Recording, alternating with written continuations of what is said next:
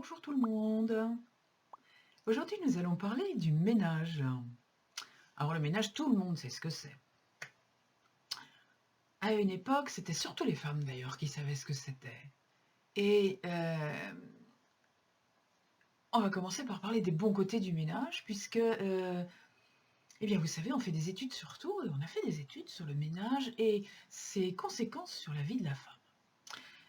Alors, il y a quelques années, à l'époque où c'était encore les femmes majoritairement qui prenaient en charge le ménage, eh bien, on s'est rendu compte que l'un des effets positifs du ménage était, chez les femmes qui faisaient le ménage, quotidiennement, très régulièrement, très assidûment, était de diminuer la fréquence des cancers du sein. Bon, pour diverses raisons que je ne reprendrai pas ici, mais je voulais quand même vous signaler ça. Faire le ménage, c'est-à-dire les gestes qui correspondent au ménage, favorisent clairement un drainage lymphatique qui fait que les cancers sont moins fréquents, la stagnation est moins fréquente. Ok. Le ménage, énergétiquement parlant, et vous en avez certainement déjà entendu parler, on vous dit nettoyer, vider, trier, ranger, c'est bon pour les énergies. C'est vrai, c'est bon pour les énergies quand il n'y a pas des trucs qui stagnent un peu partout et qui restent là pendant des mois et des années. Après, qu'est-ce que c'est faire le ménage dans le fond? Pendant très longtemps, faire le ménage, c'était faire les poussières. Alors, avec un chiffon légèrement humide,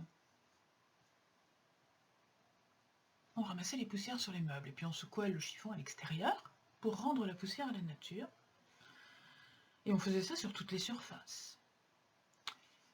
Et puis faire le ménage, c'était bien entendu s'occuper des sanitaires, c'est-à-dire nettoyer les lavabos, les baignoires, les douches, les toilettes. Et laver par terre, là où il y a du carrelage, aspirer, là où il y a de la moquette. Bon. Jusque-là, faire le ménage, c'est plutôt une activité saine. Faire les poussières, ça empêche qu'il y ait une stagnation trop importante de poussière et que les bronches soient encombrées d'un air un petit peu pollué. Laver par terre, c'est un petit peu plus joli et puis ça permet de ne pas avoir toute la pollution de l'extérieur à l'intérieur, surtout en ville. Et puis faire l'entretien quotidien des sanitaires de façon à ce que les lavabos ne soient pas gras, de façon à ce que les résidus de lavage mélangés au savon ne soient pas des nids à bactéries, c'est tout à fait légitime. Après, toutes ces choses-là exigeaient la plupart du temps qu'on frotte un peu. Et les industriels ont trouvé là un créneau formidable dans la deuxième moitié du XXe siècle, où l'idée dominante, c'était de limiter les efforts le plus possible. Eh bien, on s'est mis à concocter des produits de plus en plus efficaces, des lessives qui lavaient plus blanc, des produits multi-usages qui devenaient de plus en plus décapants et anti-graisse et qui, au lieu d'être multi-usage, devenaient usage unique, de façon à ce qu'au lieu d'avoir un produit qui lavait tout, on se mette à avoir 10 produits, un pour le lavabo, un pour la paillasse, un pour le sol de la cuisine, un pour la plaque électrique, un pour la hotte, un pour le frigo, et pareil dans chaque pièce. Et dans tous ces produits, vous vous doutez bien que cette énergie, cette force que l'on mettait à frotter pour enlever la saleté, s'il suffit d'une goutte de produit pulvérisé pour remplacer cette énergie, bien ça veut dire que la force se trouve dans le produit. Ça veut dire que le produit contient quelque chose de très corrosif. Et effectivement, tous ces produits de nettoyage super efficaces, qui décapent à merveille, qui font briller, tous ces produits contiennent évidemment des produits chimiques. Des produits chimiques qui, quand on les pulvérise, se diffusent dans l'atmosphère. ou quand on les étale par terre pour laver le carrelage, ou quand on les étale sur les paillasses, se diffusent dans l'atmosphère. Et dans l'atmosphère, vous les respirez. Et s'ils sont corrosifs sur la paillasse, ils sont corrosifs à l'intérieur des poumons. Ça va de soi. C'est facile à comprendre. Parlons aussi de tous ces produits de nettoyage qui, en plus d'être de nettoyage, sont devenus désinfectants. Ce qui veut dire qu'ils tuent les bactéries. Et s'ils tuent les bactéries, les plus fragiles, ils finissent par épargner les bactéries les moins fragiles. Ou les champignons, s'ils ne sont pas aussi fongicides. Ce qui veut dire qu'à force de tuer les faibles, on ne garde que les forts. Voilà pourquoi on se retrouve en ce début de 21e siècle avec des virus et des bactéries et des champignons et des levures qui sont extrêmement costauds. Puisqu'on a sélectionné, on a fait une sélection des plus costauds en tuant les plus faibles. Parallèlement à ça, vous le savez probablement, l'immunité de l'être vivant, tous les êtres vivants, mais particulièrement évidemment l'être humain, se fait lorsqu'il rencontre un agent pathogène. C'est le principe de la vaccination. Quand on vous vaccine, on vous injecte un ennemi, un microbe, un virus, quelque chose comme ça. Évidemment, on a pris soin de lui enlever ses armes, mais on apprend à votre corps à réagir contre lui. Comme ça, quand vous allez rencontrer dans la rue le virus, le microbe, la bactérie, etc., méchant, armé, votre corps aura déjà les troupes pour se défendre. Ça, c'est la vaccination. Mais la vaccination, ce n'est pas simplement quand vous allez chez le médecin et que vous vous faites piquer. La vaccination, c'est tous les jours à la maison.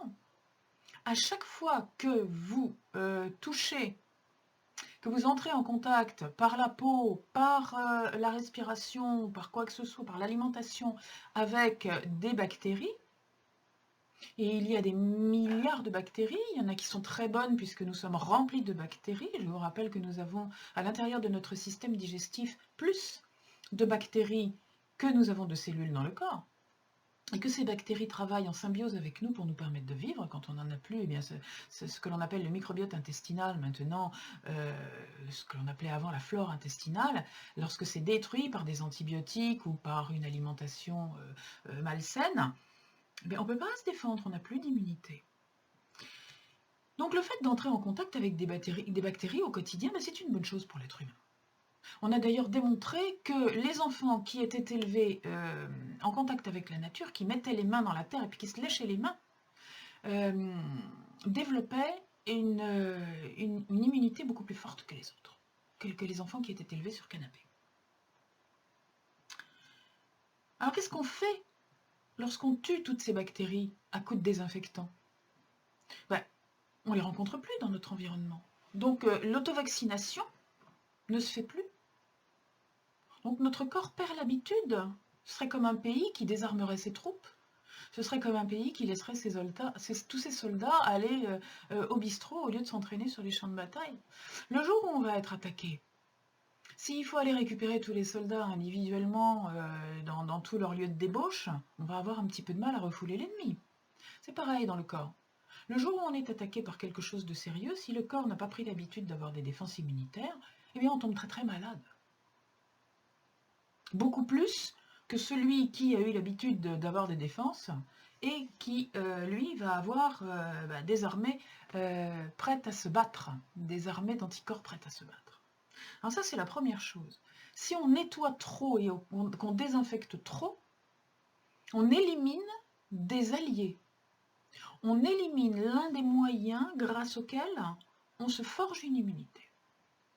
Ça, c'était la première chose. La deuxième chose, c'est tout ce qui est déchets. Par exemple, vous passez l'aspirateur. Que vous passiez l'aspirateur sur la moquette, eh bien, effectivement, c'est difficile de faire autrement. On ne peut pas balayer une moquette, hein, c'est pas simple.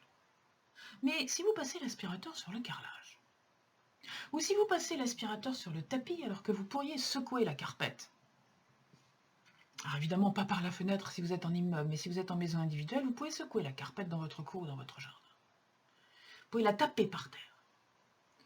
Le carrelage, vous pouvez le balayer et ramasser au maximum tout ce qui, finalement, ce qui revient de l'extérieur, finalement, sur le carrelage, c'est de la poussière de terre.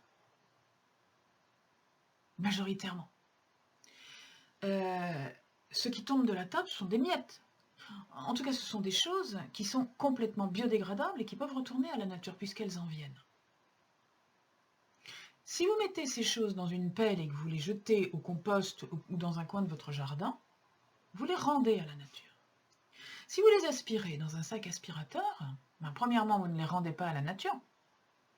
Et deuxièmement, vous remplissez le sac aspirateur. Et le sac aspirateur, qu'est-ce que c'est? Soit c'est du papier, une forme de papier épais, donc des arbres abattus pour faire des sacs aspirateurs qui ne vont servir qu'à mettre des déchets qu'on va mettre à la poubelle.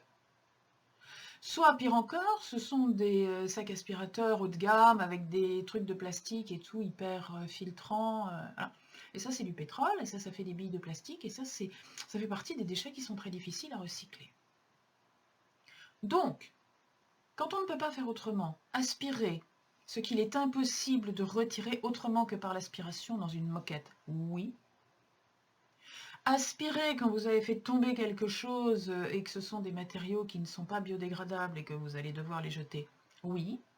Mais aspirer le carrelage parce que vous avez de la terre ou que vos animaux de compagnie ont rentré de la terre dans votre couloir ou dans votre salle à manger, non. Non, non. Ça se balaye. Ça se balaye et ça se renvoie à la nature. On ne dépense pas un sac aspirateur et de l'électricité pour faire tourner l'aspirateur, ce qui double pollue la planète, pour aller ramasser de la terre. Ça, c'est un ménage qui salit. Vous voyez pourquoi mon titre? Nettoyer la cuisine avec des produits polluants, ça salit plus que ça ne nettoie. Ça nettoie la cuisine peut-être, mais ça salit vos poumons, ça salit votre organisme, ça pollue votre organisme et ça salit la terre en polluant la terre. Et ça salit l'eau. Quand vous balancez tous ces produits dans les égouts, il va falloir les traiter. Vous vous rendez compte de la quantité d'énergie qu'il faut pour traiter de l'eau et pour en refaire de l'eau potable? C'est énorme. Donc, quand vous faites ces choses-là, vous polluez, en fait. Ça n'est pas un ménage qui nettoie, c'est un ménage qui salit. Enfin, je voulais juste faire une petite remarque. Tout à l'heure, je parlais des produits nettoyants qui tuent les bactéries. Je voudrais juste faire une petite remarque, puisque la pandémie de Covid-19 a remis a mis à l'honneur les gels hydroalcooliques. Gels hydroalcooliques qui existent depuis fort longtemps. On les utilise dans les hôpitaux pour éviter d'aller contaminer les malades à l'intérieur des chambres et amener des choses qui pourraient provoquer des maladies nosocomiales, mais on les utilise aussi en ressortant de la chambre pour ne pas ramener à l'extérieur de l'hôpital les maladies qui y sont traitées. Et c'est justifié, totalement. Il est totalement justifié qu'un chirurgien, avant d'aller opérer un patient, se lave abondamment les mains ou se les désinfecte, oui. Mais le gel hydroalcoolique tous les jours à la maison, c'est extrêmement décapant, c'est comme le produit décapant sur votre paillasse, ça va tuer majoritairement des bonnes bactéries. On a vu pendant le premier confinement de 2019 des choses, on a lu des choses invraisemblables, des gens qui se lavaient au gel hydroalcoolique, les avant-bras jusqu'aux épaules, des gens qui se lavaient entièrement au gel hydroalcoolique, des gens qui se lavaient 40 fois les mains au gel hydroalcoolique. Et là, vous allez finir décapé. Alors d'abord, vous allez vous bousiller la peau complètement, parce que la peau est un terrain de jeu pour les bactéries. Vous avez des dizaines de milliers de bactéries sur la peau. Des bonnes bactéries, des bactéries qui vous aident à vous défendre contre le monde extérieur, vous êtes aidé par les bactéries. Les bactéries ne sont pas nos ennemis. Il y a quelques bactéries que l'on appelle pathogènes, parce qu'elles peuvent conduire à des pathologies, encore que la plupart du temps pas chez tout le monde, et vous le voyez bien même avec ce fameux SARS-CoV-2 qui est un virus extrêmement contagieux. Il y a des gens qui font des formes très sévères, il y a des gens qui sont asymptomatiques, comme on dit, c'est-à-dire ils sont porteurs sains, ils portent le virus, ils ne le savent pas. Ce qui veut dire que ce virus pour eux est inoffensif. Un virus ou une bactérie ou un microbe quel qu'il soit n'est pas agressif en soi. Il est dangereux pour telle ou telle personne, encore une fois, en fonction de la réaction de la personne, en fonction de la façon dont la personne se défend et de son histoire avec le virus. C'est comme tout. Tout ce qui nous arrive de l'extérieur n'est pas bon ou mauvais en soi. Il nous nuit ou il nous aide en fonction de la façon dont nous l'accueillons, en fonction de la relation que nous établissons avec cet agent extérieur. C'est vrai pour tout, pas seulement pour les microbes. Voilà. Bon voilà, alors je voulais quand même juste faire une petite mise au point avec ça. Le ménage, oui, mais ne soyez pas obsédés par le ménage. D'ailleurs, une autre étude très très scientifique a démontré que les personnes, alors ça a été fait sur des femmes évidemment, je suis désolée, hein, c'est pas moi qui suis sexiste, mais c'est que bon, l'histoire du ménage, c'était plutôt étudié sur les femmes, a démontré que les femmes qui n'étaient pas des obsédées du ménage avaient une meilleure santé mentale, étaient beaucoup moins stressées que les autres. Bon, ça peut être aussi un bon indicateur. Alors ménage, oui, je ne vous dis pas vivez dans une bauge, mais ce que je vous dis, par contre, c'est accepter d'entrer en contact avec les microbes et les bactéries. Acceptez que votre environnement ne soit pas nickel. Acceptez que vos enfants marchent à quatre pattes sur un sol pas forcément désinfecté. Acceptez qu'ils marchent à quatre pattes dans l'herbe ou dans la terre. Acceptez de toucher des animaux. Ils sont porteurs d'énormément de microbes, que ce soit dans leur poils, que ce soit dans leur bouche. Ils sont porteurs d'énormément de microbes. Et là aussi, il a été démontré que les enfants, ou les adultes, mais particulièrement les jeunes enfants qui étaient élevés avec des animaux, développaient une immunité beaucoup plus costaud que ceux qui étaient élevés sans animaux. Pourquoi? Parce que les enfants tripotent les animaux, les embrassent, etc. Et tous les microbes qui sont sur les animaux vaccinent les enfants. Voilà. Donc la vaccination, oui, je suis pour la vaccination, et je suis surtout pour l'auto-vaccination, c'est-à-dire la vaccination naturelle, par la rencontre avec les agents pathogènes. Elle est beaucoup plus efficace et beaucoup plus saine que toutes les piqûres qu'on peut faire. Oui, bien sûr, il y a des vaccinations qui sont indispensables. Et il y a des vaccinations contre lesquelles on ne peut pas lutter. Une vaccination, la polio ou le tétanos sont des maladies effroyables contre lesquelles on ne peut pas s'immuniser parce qu'elles sont trop rares, et justement le jour où on va les rencontrer, on risque fort d'avoir un gros souci avec. Donc la vaccination antipoliomyélique ou la vaccination antitétanique sont des vaccinations utiles. Voilà. Toutes les vaccinations ne le sont pas forcément, et pas pour tout le monde, hein. Je ne suis pas en train de donner des conseils à qui que ce soit. Mais par contre, la vaccination au quotidien, par la rencontre des bactéries et des microbes qui nous aident à nous défendre, je vous incite à le faire. Alors, n'allez pas embrasser tout le supermarché, surtout en période de pandémie, mais n'abusez pas non plus du masque si vous êtes tout seul chez vous. Ne dormez pas avec. J'aime bien terminer sur cette petite note d'humour. Bonne santé, bon ménage si vous le faites. Ciao.